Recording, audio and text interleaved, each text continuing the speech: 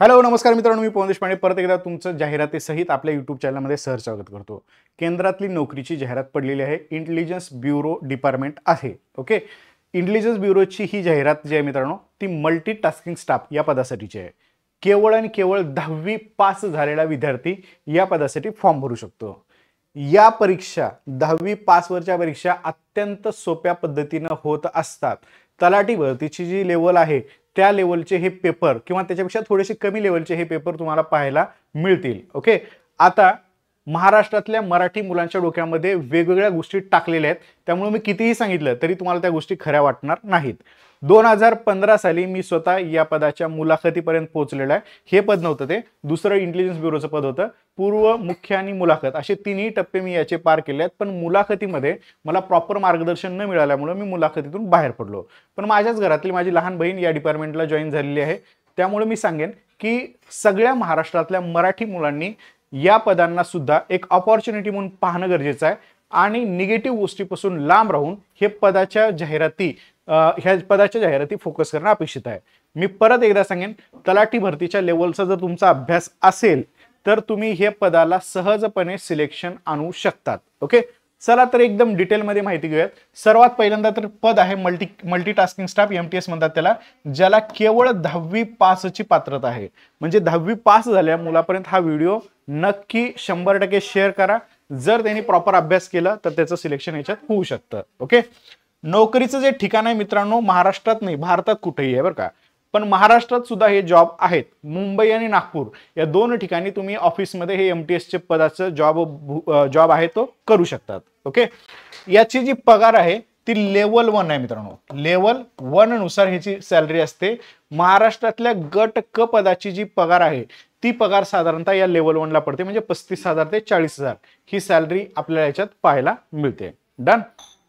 चला तर एकदम स्टेप बाय स्टेप सगळ्या गोष्टी समजून घेऊयात. सर्वप्रथम महत्वाची गोष्ट, सकाळी जाहिरात पडली महिला बाल विकास विभागाची, ज्याच्यामध्ये 17 पदासाठीची जाहिरात होती. ओके, आचारसंहितेमध्ये पडलेलं पद आहे. ओके, तर ह्याची पण फॉर्म भरायला विसरू नका. 8 डिसेंबर पासून याचे फॉर्म भरायला सुरुवात होणार आहे. मित्रांनो, सगळ्या अपडेट्स मी युट्यूबला कव्हर करू शकत नाही. महत्वाच्या काही अपडेट्स, महत्वाच्या नोट्स, PDF वगैरे शेअर करण्यासाठी आणि सोबतच बॅचेसच्या लिंक शेअर करण्यासाठी मी ह्या टेलिग्रामचा वापर करतो. तर या टेलिग्रामवरून तुम्हाला सगळ्या गोष्टी पटकन भेटतील. तर हे टेलिग्राम MPSC बाय पवन देशपांडे हे जॉईन करा. हा QR कोड स्कॅन करून तुम्ही जॉईन करू शकता किंवा टेलिग्राम ह्याची लिंक जी आहे ती माझ्या डिस्क्रिप्शनमध्ये पण भेटेल. सोबतच हे पण टेलिग्राम चॅनल इम्पॉर्टंट आहे, पवन सर टेक्स्टबुक, हे टेक्स्टबुकचं टेलिग्राम चॅनल आहे, हे पण तुम्ही जॉईन करून ठेवायचं आहे. ओके, चलो. इंटेलिजन्स ब्युरो माझं स्वतःचं पर्सनली खूप जास्त आवडीचं डिपार्टमेंट होतं. मला या डिपार्टमेंटला लागण्याची खूप जास्त इच्छा होती, पण शेवटच्या टप्प्यामध्ये नोकरीच्या म्हणजे वयाच्या 25 वर्षापर्यंतची एज लिमिट असते याला, त्याच्यामध्ये मला या पदाबद्दलची माहिती आणि मी परीक्षा दिली. पूर्व, मुख्य, पण मुलाखतीमध्ये प्रॉपर मार्गदर्शन न मिळाल्यामुळे मी ह्याच्यातून बाहेर पडलो. पण मित्रांनो, तुम्ही प्रॉपरली, तुम्हाला मी प्रत्येक स्टेजला मदत करेन, तुम्ही मात्र याची तयारी व्यवस्थित करा. ओके, चलो. तर सगळ्यात पहिली गोष्ट, हे आहेत तुमचे ऑफिसेस जे तुम्हाला शहरानुसार लोकेट केलेले आहेत. या आहेत तुमच्या वॅकन्सीज, म्हणजे unreserved, OBC, SC, ST, EWS total, ह्या सगळ्या टोटल वॅकन्सीज आपल्याला पाहायला मिळतात. महाराष्ट्रामध्ये सुद्धा ह्या वॅकन्सी आहेत, ज्याच्यामध्ये मुंबई आणि नागपूर हे दिसत आहेत. अनरिझर्वसाठी 10. ओके, त्याच्यानंतर ह्या पुढचे जे आहेत ते पुढच्या कशाचे आहेत, OBC, SC, ST, EWS. Okay, OBC साठी 4, SC, ST, EWS 3, अशा 22 जागा मुंबईसाठी आहेत. तुम्ही फक्त मुंबईसाठीच नाही, तुम्ही ऑल इंडिया कशासाठी पण फॉर्म भरू शकतात. ओके, त्यामुळं एवढ्या जागा असं म्हणू नका, पण एवढ्या जागासाठी तरी तुम्ही किमान फॉर्म भरला पाहिजे, कारण इथं मराठी भाषा येणाऱ्या पोरांना प्राधान्य दिलं जातं. ह्या पदांसाठी मराठी भाषा येणाऱ्या, मग बाहेरची UP बिहारी पोरं मराठी शिकून इथं जर जॉब करत असतील तर आपल्याला त्याच्यापेक्षा वाईट वाटण्यासारखी दुसरी गोष्ट नाही आहे. तर ह्या कृपया मराठी पोरांनीच घ्या जागा, एवढं मी तुम्हाला सांगेन. अशा टोटल 362 पदासाठीची ही जाहिरात आहे. 362 पदासाठी ही जाहिरात असलेली आपल्याला पाहायला मिळते. सर, आता पेपर कसा असतो यावरती सुद्धा मी तुम्हाला माहिती सांगेन. ओके, पहिली गोष्ट, नेम आहे multitasking staff. Multitasking staff MTS पद म्हणलं जातं. हे स्टाफ सिलेक्शन कमिशन मध्ये पण पद पाहायला मिळतं. ऑफिस वर्क असतं याच्यामध्ये. मोस्टली ऑफिसमधले जे काही कामं असतात, फाईल वगैरे सगळ्या गोष्टी, हे तुम्हाला अटेंड करावं लागतात. याला group C non gazetted, non ministerial ही पोस्ट असलेली दिसून येते. पे स्केल लेवल 1 आहे. मी सांगितल्या पद्धतीने 35 ते 40 हजार तुमची सॅलरी जी आहे ती पडत असते.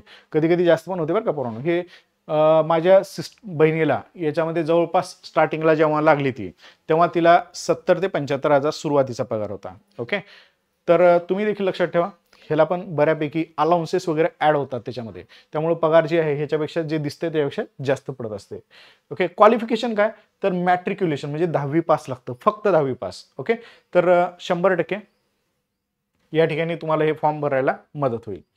चलो, एज लिमिटच्या बाबतीमध्ये ओपन कॅटेगरीसाठी 18 ते 25 वर्षाची एज लिमिट आहे. 18 ते 25 वर्ष. ओके, त्याच्यानंतर एज रिलॅक्सेशन आहे 5 वर्षाचं SC ST साठी आणि 3 वर्षाचं ओबीसी साठी.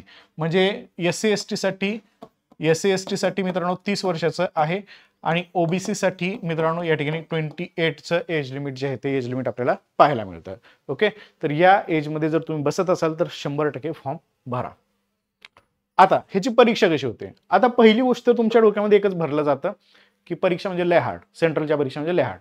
10वी बेसवरची परीक्षा मित्रांनो इझी परीक्षा असते. मी तुम्हाला अजून सांगतोय, नेहमी सांगत असतो मी, ही 10वी लेवलची आहे. तुम्ही ऑफिसर लेवलच्या परीक्षा बघितलं तर हार्ड असणार आहे, पण ह्या परीक्षा अवघड नसतात. ज्याला ट्रस्ट असेल त्यांनी फॉर्म भरा आणि परीक्षा द्या. टियर 1 मध्ये तुम्हाला जनरल अवेअरनेस 40 क्वेश्चन, क्वांट जे आहे ते 20 प्रश्न आणि तुमचं रिझनिंग जे आहे ते 20 प्रश्न, अशा पद्धतीनं 40, 20, 20 आणि शेवटी आहे इंग्लिशवरचे 20 प्रश्न, असे टोटल 100 प्रश्न असतात. 100 प्रश्न 1 तासामध्ये सॉल्व्ह करायचे असतात. मी अजून सांगेन, 10वीच्या लेवलवर असल्यामुळे पेपर हार्ड नसतो.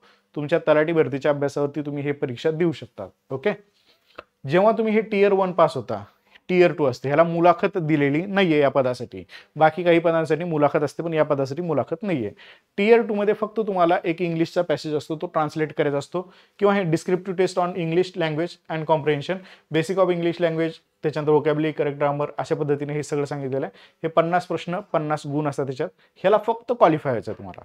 म्हणजे इंग्लिश म्हणजे लय अवघड, क्वालिफाय व्हायचं. 20 मार्क घ्यायचे 50 पैकी. 20 मार्क घेतला की तुम्ही क्वालिफाय होता आणि तुमचे मेन मार्क असतात ह्याच्यावर तुमचं सिलेक्शन होतं. पॉईंट कळतोय, ह्याच्यावर सिलेक्शन होतं. हे फक्त क्वालिफाईंग मार्क आहेत.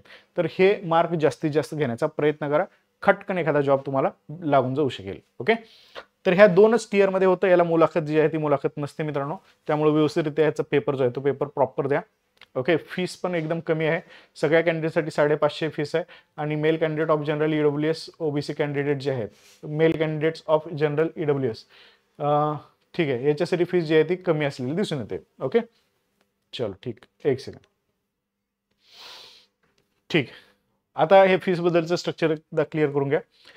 आफ्टर इट काही आणखी इन्स्ट्रक्शन नाही आहे त्याच्यामध्ये, सगळी माहिती मी तुम्हाला शेअर केली. ओके, चला, जर काही आणखीन इम्पॉर्टंट माहिती बाकी असेल तर तुम्ही मला नक्की विचारा, ती माहिती मी तुम्हाला सांगण्याचा प्रयत्न करतो. ओके, चलो, तर मित्रांनो भेटूयात नेक्स्ट व्हिडिओमध्ये. तब तक के लिए thank you, take care, bye bye.